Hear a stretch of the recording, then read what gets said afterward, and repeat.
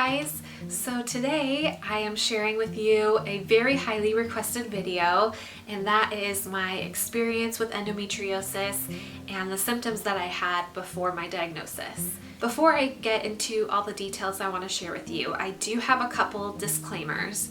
The first being, I am not a medical professional. I am not a doctor, I am not a nurse, I am not an expert at endometriosis.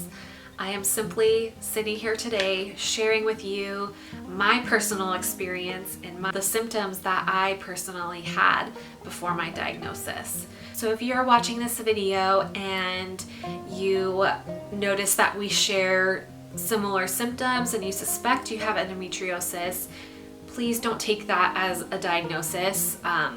If you suspect you have endometriosis, I cannot encourage you enough to seek medical help from a specialist, someone who specializes in endometriosis, and someone who is an expert at excision surgery.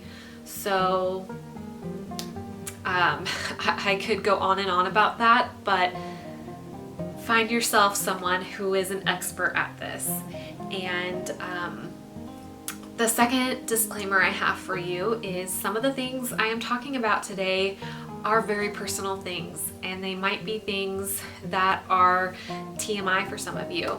But I don't want to shy away from some of these symptoms that I had, because it's important to me to voice the symptoms that I had, because for a long time I didn't know that these things were not normal. And I don't want to not talk about it because it's a little awkward. I want you to be informed. And so that's why I'm sharing everything with you, and I'm not shying away from some of the things that I'm going to talk about. So just be warned, this video will be, we're talking about periods and kind of reproductive things, so just be warned. So this video might be on the longer side, so grab yourself a cup of coffee or tea or some water, some snacks, because it might be a long one. And I'm experiencing some breathlessness right now, so please excuse that. Anyways, basically I'm going to be talking about my symptoms based on the severity that I experienced them in. The biggest symptom for me that I had of endometriosis were heavy and painful periods. I will say that having pain during your periods, having some mild discomfort, some mild cramping is normal, but there is a line there, and mine was definitely more severe. So my experience was, ever since I first got my period, when I was right around 12 years old, and ever since that first cycle, my periods were very heavy and very painful. And as I got older, all of these symptoms, but those in particular, the heavy bleeding and the pain, progressively got worse. And for the longest time, you guys, for probably 15 years, I thought it was normal. I had no idea that what I was experiencing was not normal. And it was probably not until the last 2 years that I started realizing what was going on with me was not normal at all. And just to give you some examples of like the extent of my bleeding and pain, the bleeding I would experience would be probably like a week long. So I would spot for 3 to 4 days before my actual period started, and then I would bleed consistently for like 4 or 5 days, and then I would have more spotting at the end of that. And once my flow actually started, those first 2 days were awful. I would be in so much pain. I would be bleeding so much. There were times where it really interfered with my life. It interfered with like my day-to-day life. Like it got to the point, especially the last few years, where I would be stuck in bed because the pain was so bad and I was bleeding so much. I couldn't even think about going outside of the house, because if I went anywhere, I would have to be near a bathroom. On my heaviest days, I would bleed through a super absorbent tampon in less than an hour. Sometimes I would soak through it in 30 minutes. Sometimes it was 45 minutes. But on the heaviest days, I would soak through that in less than an hour. And soaking through a pad or a super absorbent tampon that quickly is 100% not normal at all. And the pain, oh, you guys, the pain would be so bad. Over-the-counter medication like Tylenol, Advil, Midol, Aleve, anything like that would not work. Even prescription strength ibuprofen didn't help alleviate any of the pain. And the cramps that I felt were definitely not in my uterus. All of the cramping I felt was in my lower back. And it would hurt to walk, it would hurt to stand, it would hurt to stand, it would hurt to sit down. The pain would just start in my back and just radiate down my legs. And really the only thing that helped me was using a heating pad. And obviously using a heating pad, you have to have it plugged into a wall. So I would just be glued to the heating pad all day and stuck in bed because nothing could take that pain away. And the only thing that gave me a little bit of relief was that heating pad. For the longest time, I had no idea that wasn't normal. I just thought that some women had worse periods than other, and I had no clue. And thinking back to it, I hate the fact that I was so clueless for so many years. All the pain that I went through, all of the suffering, all of the frustration, it's not normal, and I had no idea. So along with the heavy bleeding, typically when you have your period, it's typically heavier during the day than it is overnight. And in my situation, the first 2 days were the worst for me. And even at night, my flow wouldn't really slow down. So there were so many times where I would wake up in the morning and I would have soaked through everything. And I would wake up in a puddle of blood. Like, it would have soaked through my underwear, the pad, it would have soaked through the overnight pad that I had on. It would soak through my underwear, it would soak through my pajamas, the sheets, everything. And I hated that. That was one of the worst things for me, especially being married, and it made me feel like a child, to be honest. And waking up to that, almost every cycle, was so frustrating to me because it was just embarrassing. John was totally not judgmental towards me whatsoever, but for me, it was still just so embarrassing, waking up and realizing that there's this blood everywhere and I'm having to wash our sheets and do all these things. And that in particular, it started happening a lot more the last few years. And that's when I started realizing maybe this isn't normal. I don't hear anyone talking about this ever. Maybe my bleeding this much isn't normal. And so it was really the last 2 years that I started researching more and digging into things and trying to figure out what was going on with me. The second big symptom that I had was pain during sex. And this is really uncomfortable for me to talk about, but like I said, I think it's important to talk about all the symptoms no matter how uncomfortable they are, because I didn't know this wasn't normal for a long time.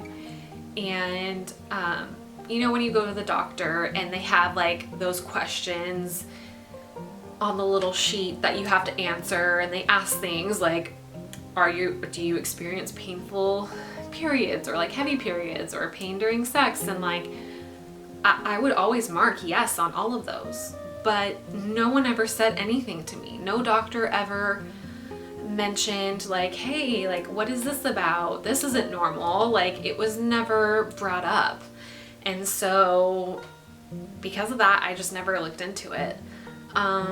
but I'm here to tell you that's definitely not normal. I'm probably gonna keep saying this, but the last few years, I'd say the last 3 years, all of my symptoms, it's like they were bad before, but I don't know what it was, but like something changed and they went from one end of extreme to another. And that's true for all of these symptoms that I'm talking to you about today. The third symptom that I had was a lot of bloating. And this would be particularly bad right before and during my period. Probably the week leading up to my period, I would get so bloated, so incredibly bloated, like from the moment I woke up to the moment I went to bed. It never went away, and it was really uncomfortable to the point where there were times that my stomach was so bloated I could not fit into my pants, like my jeans, or even just some of my like relaxing pajamas or leggings, anything like that. It was just like so uncomfortable to the point where like I felt like my stomach was gonna burst open, and it was really extreme. And I'm like kicking myself because before I had surgery, when I was seeing the specialist in Florida, I took some pictures of the bloating that I had, and I have no idea what happened to them. I cannot find them anywhere, and I really wish I could find them because it was like it was really extreme. Like I looked pregnant with how bloated I was. And so that was another uncomfortable symptom. So another thing I experienced was kind of like IBS symptoms. If you don't know what IBS is, it stands for irritable bowel syndrome, and it's basically just, it's really awful. You can be sensitive to more foods versus others, but basically you have a sensitive stomach and you experience a lot of diarrhea, and it is not fun. It is really bad. And again, the last few years, last 2 years especially, it got so bad. I started thinking that I maybe had like food allergies because I would like eat something. Like there were so many times, you guys, where John and I were out to dinner with friends, and we would eat dinner and we'd be having a good time, and then within like 30 minutes to an hour, I would just get hit with this wave of intense, sharp, stabbing pain in my gut.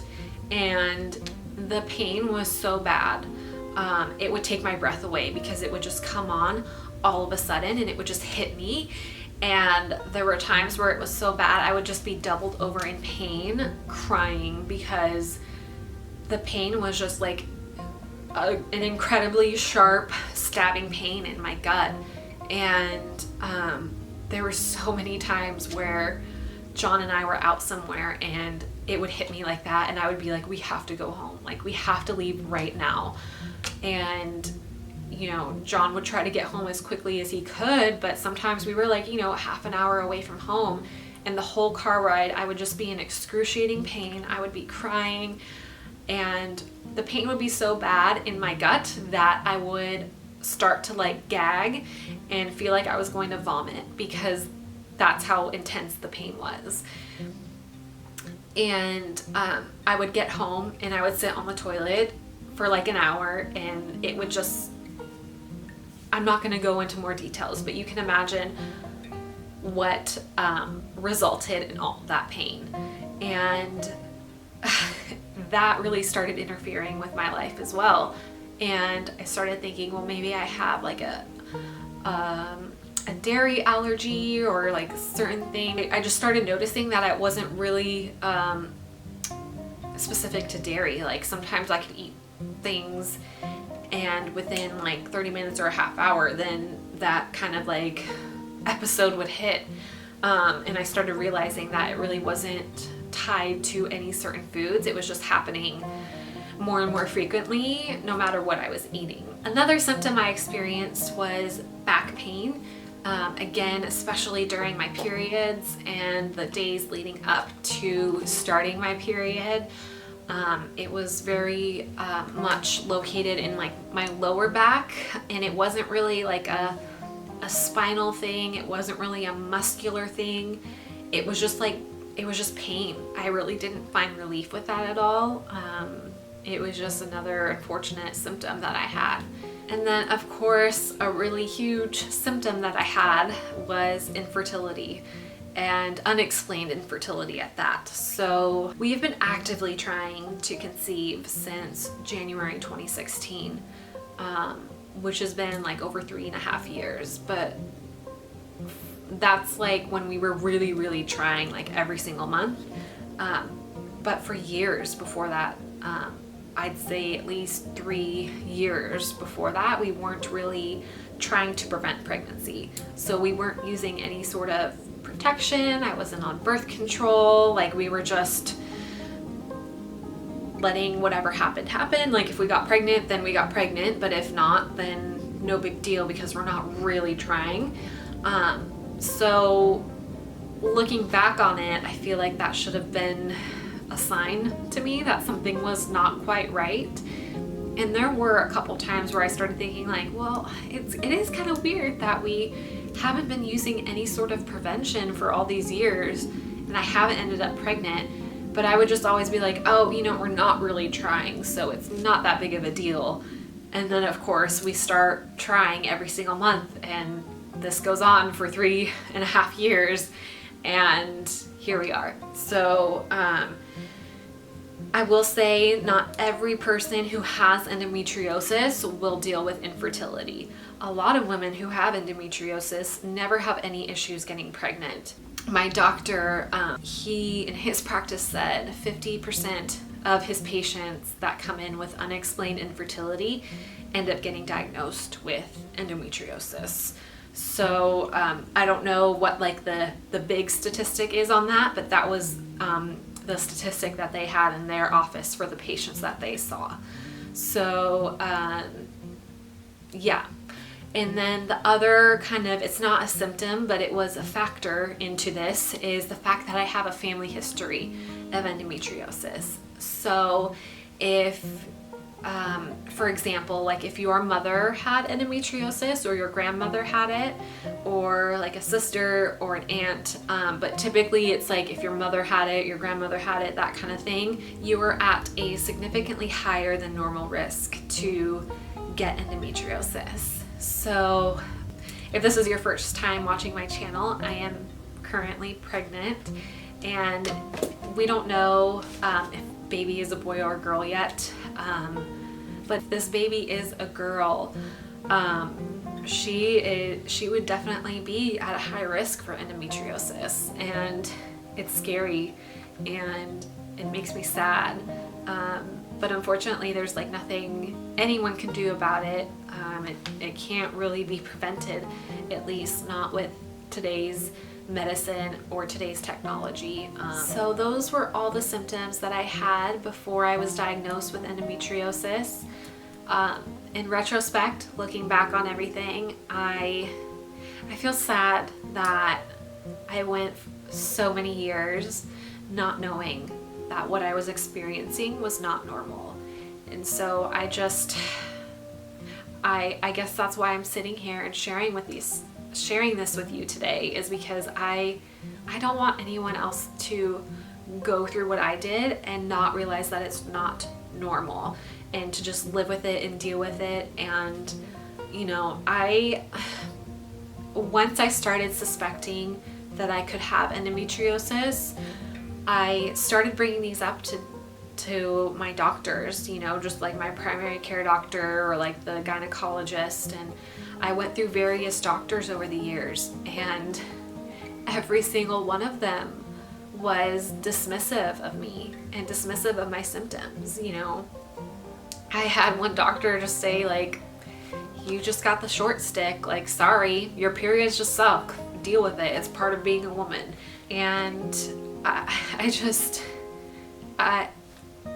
when you hear that over and over from different medical professionals that, oh, like, yeah, your periods are heavy, or okay, you have pain during sex, like, oh well, some people do and there's nothing you can do about it, kind of thing. Like, it's so discouraging. And it got to the point where I just started thinking that everything was in my head, especially once we were diagnosed with unexplained infertility. I just thought that, you know, I'm like searching for an answer and I'm searching for a reason to explain all of this. And I just started thinking that all of it was in my head. And if you're watching this and you have had some of these symptoms and you've been told that it's normal or it's part of being a woman, I want you to know that no, it's not. It's not normal to be in severe pain every month. It's not normal to have heavy bleeding to where you're soaking through a pad within an hour. It's not normal to have pain during sex.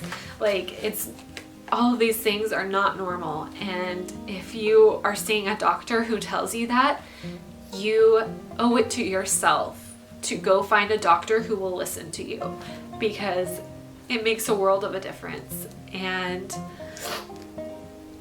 I thank God every day for leading me to a specialist who could help me, because I know without him, I wouldn't have, like, I would still be dealing with infertility. Like, I would not be sitting here pregnant right now.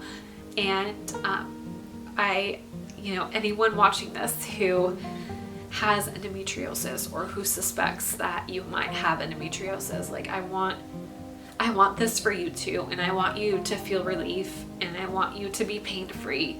The 2 periods that I had after my surgery was just, it was so crazy because I wasn't in pain. It was such a light flow, like, it wasn't heavy at all. It was just, it was crazy. And you know, the pain after I had from the surgery, the pain was like nothing compared to the pain that I would feel every month during my period. So healing from my surgery and all of that, it was just kind of like not that big of a deal. I mean, I was really tired, I was really bloated, but like pain-wise, it was nothing compared to what I would experience every single month when I had my period. And the 2 cycles that I did have after surgery were they were completely pain-free. And my doctor had warned me that the first cycle or 2 after surgery might be very painful, just because, you know, everything in there is still healing, especially in my case where I had endometriosis on my uterus, on my tubes, my bowels, my bladder. It was all throughout my pelvis. So he warned me that it could be very painful that first cycle. And it wasn't painful at all. And in fact, there were times where I forgot I was on my period. Like, I wasn't in any pain, I wasn't bleeding heavily, and it was just like, I lived my normal everyday life, and I just forgot about the fact that I was on my period, and I had no idea. That was possible. So I guess what I want you to take away from all of this, and my encouragement to you, is if, you know, maybe you don't have any of these symptoms, but you have some other medical condition that's ailing you, and you're not getting the proper medical treatment that you should be getting. I want to encourage you to do your own research and to be your own advocate. Don't let anyone tell you that you're crazy or that pain is normal. Pain is a sign, is a signal that your body sends you to let you know that something is wrong. So, you know your own body best, and you are the one who is experiencing these things. So I just encourage you to educate yourself, to be your own advocate. And if you aren't happy with your current doctor, if you don't feel like your doctor is really understanding you or listening to you or your symptoms, go find yourself a new doctor. You deserve it. Like, you owe it to yourself to get proper treatment for whatever condition it is. and it can be very discouraging. Like, believe me, I know. But once you do find that doctor who listens and who is an expert at whatever it is, it changes your life. And I hope you can experience that too. If you have any questions for me, please leave them in the comments down below. Or if you're not comfortable posting a comment publicly, feel free to message me on Instagram, and I'd love to chat with you. But if you have any other questions about my symptoms or my experience, please let me know. Thank you so much for watching. I will see you in my next video very, very soon. Bye.